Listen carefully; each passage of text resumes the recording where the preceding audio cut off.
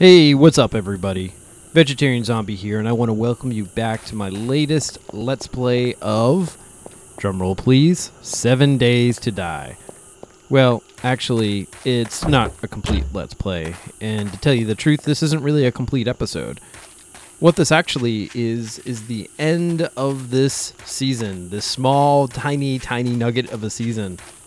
Only 5 episodes, well, 4, technically, not including this one. Okay, so what's going on? Why am I calling this season short? There's a couple reasons. One is that this, believe it or not, is the 3rd time I'm actually recording this episode. I've had lots and lots of technical problems. Something that, of course, something that's not really related to anything with you. It's all my technical setups. It's just crashed big time this week. And as you can see, it's been a hard time getting content out. That said, I got everything in the right place, and I found out one way I can optimize 7 Days to Die in a way that it runs at a decent frame rate. But in the process of doing this, I lost, I want to say 3 or maybe 2 days possibly to lost recordings. It was very painful. But that's not really the main reason. That's sort of a slight motivation. The real reason is that I'm a little tired of 7 Days to Die's random generation worlds. I was really excited when they first released this feature, and it was awesome because you had the world to explore. You never knew what was around the next corner. And there was a lot of points of interest that, I'd walk down the street and find a gas station, or I'd find a couple bookstores, and it was really cool. But recently, in this latest alpha, I've been having a lot of difficulties with the random generation. I've been walking for hours, or for sometimes hours, looking for points of interest, and I find very little. I've looked online to see if there's been any issues with that, and I see a lot of people have encountered a decent amount of points of interest, but other people, like myself, have pointed out that it's kind of like this wide open map. You follow a road and the road leads nowhere. It'll lead to an intersection, but the intersections really lead nowhere.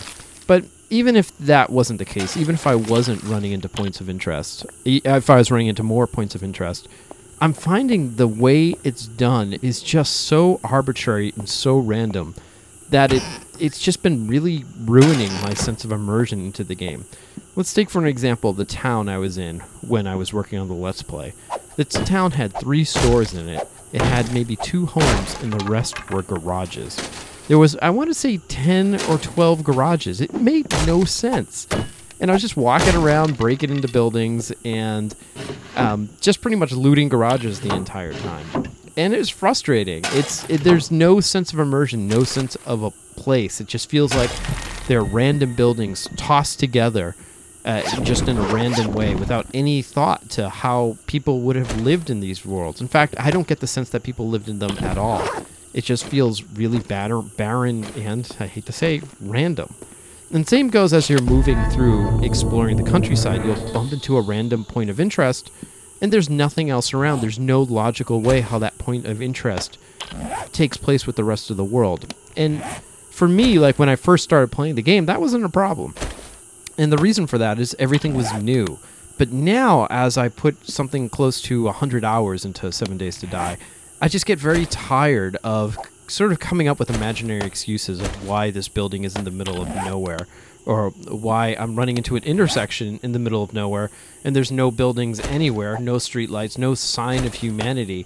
It feels, in a lot of ways, like I'm wandering the wilderness, and then I'll bump into a random place that has no place whatsoever in the current environment. It just feels so displaced, so random. That's so weird to say. Part of the reasons for the random generation, as I wanted that randomness, but it's just not random in a way that makes sense. It doesn't feel like a lived-in world. Okay, so what does this mean going forward? What this means going forward is that I'm going to be ending this current series, and this is just ending 1 through 5.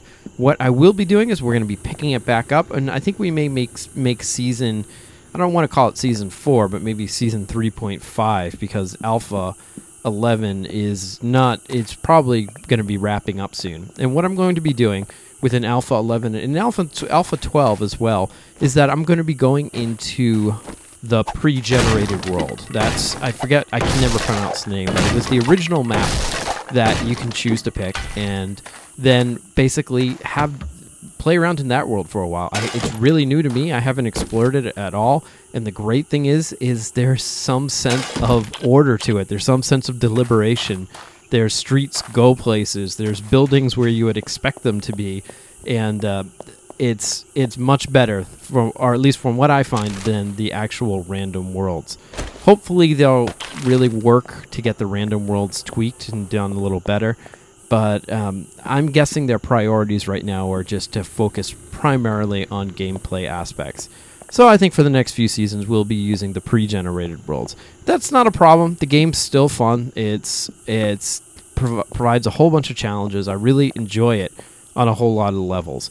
But that's kind of why I'm ending this season early, because I reached a point where I had pretty much mined out this city, and in the last episode I was exploring and I was just finding nothing. And when I came back to this random town, it was just like, oh, this feels so... it just feels terrible. It's the only way I could explain it. It doesn't feel real. It feels like I'm playing a game that's just tossing anything in a pot. And this is what I got. What I would like for them to do is think about the random generation in terms of, how things would work. For instance, you would make a random town, and in this town, if it's a small town, you would maybe have one shop or maybe two. Then you would have a bunch of homes, and then, of course, you would probably want a gas station nearby, maybe a store nearby, or a type of store, something that makes logical sense, as opposed to just, let's take all these random buildings, put it into a pot, and I'm just going to randomly pull them out and generate a town from that. That to me that's not fun. It breaks immersion for me.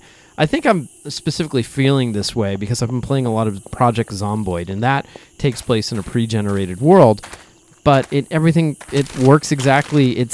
You come into a building and it makes sense why it's there. Oh, this is a tavern to a local suburb. Oh, okay, I completely understand that. And coming from that immersion to 7 Days to Die, where it's just like, we'll just throw stuff on the wall and see what sticks. Yeah, that doesn't work for me. So we'll be doing that. We'll be jumping in, and I'll be starting up the series again. I'm not stopping any of my 7 Days to Die stuff. If you have any suggestions or ideas and so forth, definitely let me know, and let me know in the comments. Again, I really appreciate everyone who watches the videos, everyone who likes and comments on them, because that really helps out and definitely gives me the oomph to keep on making videos.